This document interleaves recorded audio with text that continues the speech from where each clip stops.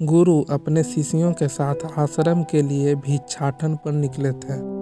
वह अपने गुरुकुल में भोजन की व्यवस्था भिक्षा मांगकर ही किया करते थे।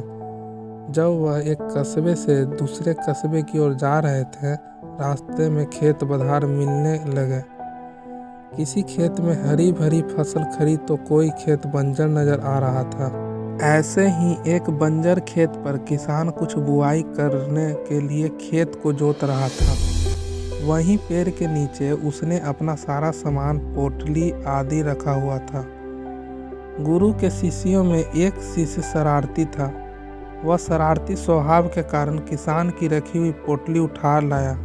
गुरु को जब ज्ञात हुआ कि उसके शिष्य ने कुछ शरारत किया है, गुरु ने शिष्य को समझाया, पुत्र, इस प्रकार तुम उस गरीब किसान की पोटली चुरा कर उसे कष्ट दे रहे हो। यह कार्य तुम्हें शोभा नहीं देता। तुम उस किसान को दुखी करके अपने ईश्वर को दुखी करोगे। तुम्हें जो पैसे भिक्षा में मिल रहे हैं, उसे ले जाकर उसी स्थान पर पोटली सहित रख दो और फिर किसान का भाव देखो। शिष्य ने ऐसा ही किया। वह पोटली और पोटली के नीचे भिक्षा में मिले कुछ पैसे रख आता है। गरीब किसान काफ़ी दिनों से परेशान था। उसके घर में उसकी माता की तबीयत खराब थी। दवाई के लिए कुछ प्रबंध नहीं हो पा रहा था।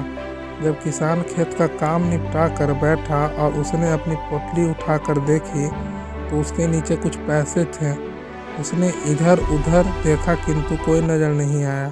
किसान पैसे लेकर बहुत खुश हुआ और ऊपर दोनों हाथ करते हुए ईश्वर को धन्यवाद करता रहा। संभवतः उसके माता के लिए दवाई का प्रबंध हो गया था।